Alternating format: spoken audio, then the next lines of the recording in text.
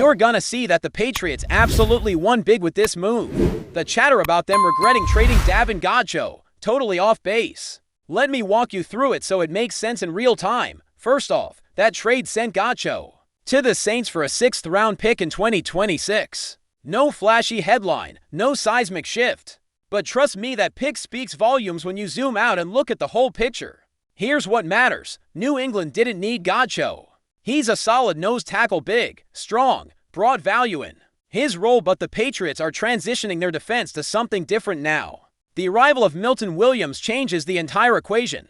This kid is a defensive tackle worth every cent. Fresh off a Super Bowl championship run with the Eagles, athletic, disruptive, and locked in with a hefty free agent deal. Pair him inside with Christian Barmore, who's finally healthy coming into the 2025 season. And suddenly you have two interior linemen who can do serious damage. They're far more agile and explosive than Godchaux could ever be. This matters because new defensive architects Mike Vrabel and Terrell Williams are installing a one-gap system.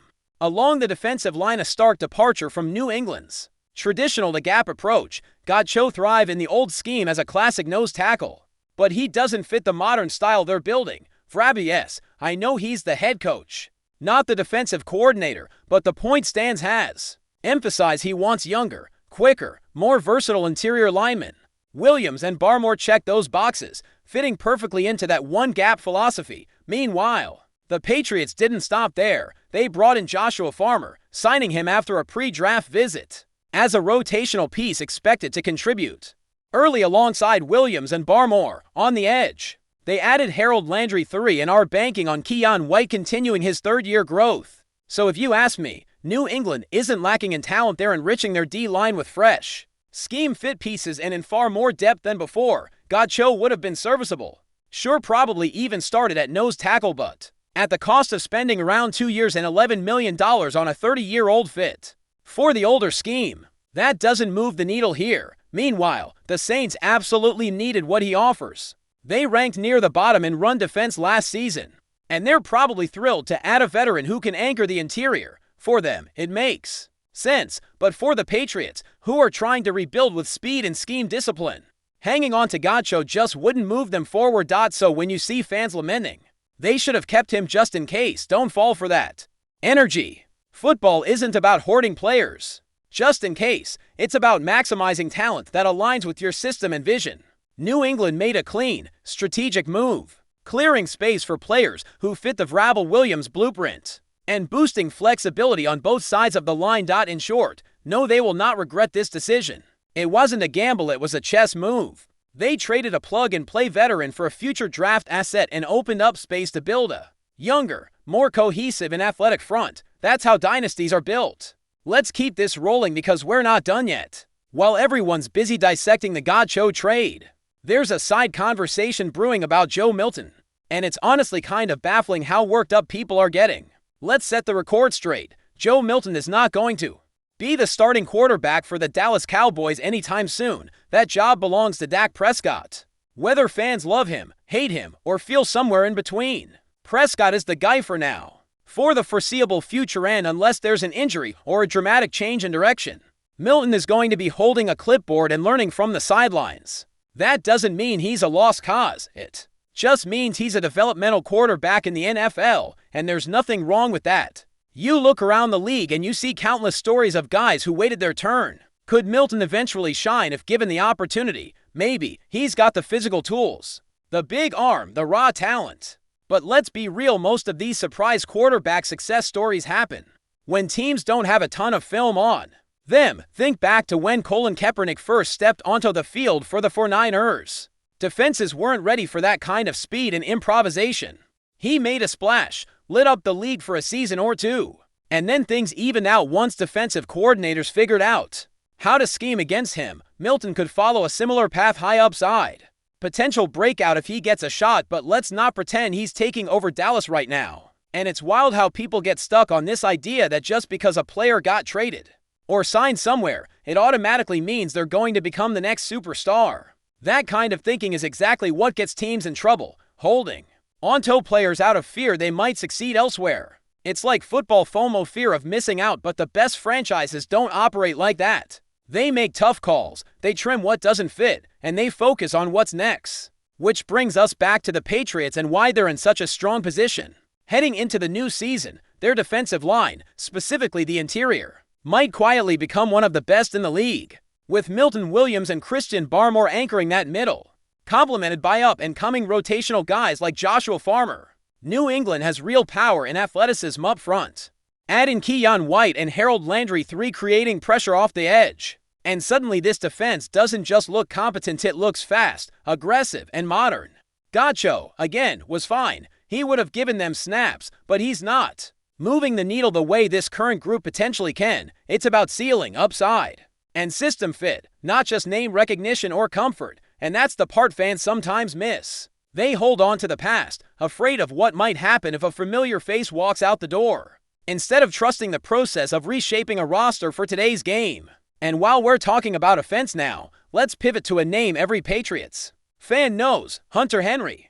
The veteran tight end has been quietly preparing for what could be a huge bounce-back year. And with Josh McDaniels returning to call the plays, there's reason to believe he might return to his 2021 form. That season under McDaniels, easily the best of his career. 9 touchdown receptions, consistent red zone threat, and a key piece of the passing game. Now Henry is back in a system that clearly knows how to get the best out of him. And the early signs from camp are promising. He's already said how much he loves the scheme, mentions how familiar it feels, but also notes there are new wrinkles to keep things fresh, and that's the beauty of a good offensive coordinator. You take what worked before, evolve it, add modern layers, and tailor it to your quarterback. That's especially crucial now that Drake May is stepping into the spotlight. This isn't 2021 anymore. The personnel has changed, the league has evolved, and May's skill set is different from what Mac Jones brought back then. So McDaniels isn't just running a copy-paste version of the old playbook, he's adjusting it to what this team needs now. That adaptability is what separates average play callers from elite ones. It's why the Patriots might surprise people this year. They're not banking on nostalgia. They're building something fresh, something sustainable, and with tight ends playing a central role in this offense. Again, Henry leading the way. With guys like undrafted rookie C.J. Dipper developing behind him, the potential is huge. Dipper, by the way, is a name to watch. He's raw, but he's got the frame, the toughness. And if the staff can teach him how to catch consistently, he could become a real weapon, dangerous. Even, you hear a lot about how last year's offense was stagnant, hard to watch at times, and that's fair. It was rough. But you also saw flashes of hope, moments when Drake May got on the field and reminded everyone that the future is closer than it seems. That's the energy this team is carrying into the new season. Not just hope, but a plan, a structure, and finally, a scheme that plays to the players' strengths instead of forcing square pegs into round holes. So when you look back at the moves this offseason, the Godchaux trade, the Milton addition, the commitment to youth and athleticism, up front, the return of McDaniels, and the trust in Henry to lead the tight end room, it paints a clear picture. This is a franchise in transition, but not in panic. They're not scrambling. They're rebuilding with intent, with discipline, and with an understanding of how today's NFL works. And listen, you don't have to love every move. You can question it. That's part of being a fan. But understand the context, understand the direction. Because what's happening in New England right now isn't random. It's deliberate. Before we continue, don't forget to subscribe to Patriots Hub and give this video a like. Your support helps us keep delivering the latest updates on our New England Patriots. And don't be shy, share your thoughts on the news in the comments below.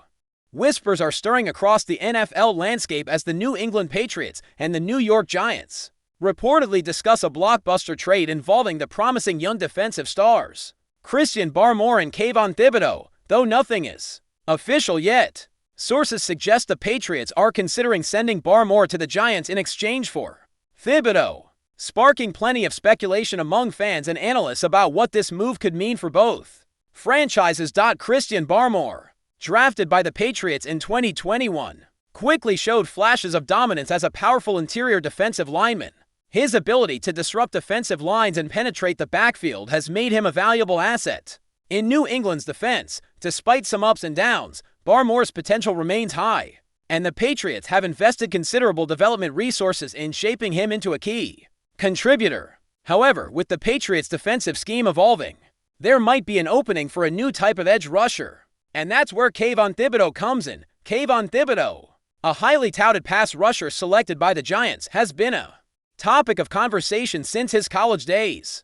Known for his explosive first step and relentless pursuit, Thibideau possesses the kind of game-changing ability that teams covet on the edge. While his rookie season showed promise, the Giants have faced questions about his consistency and fit within their defensive system.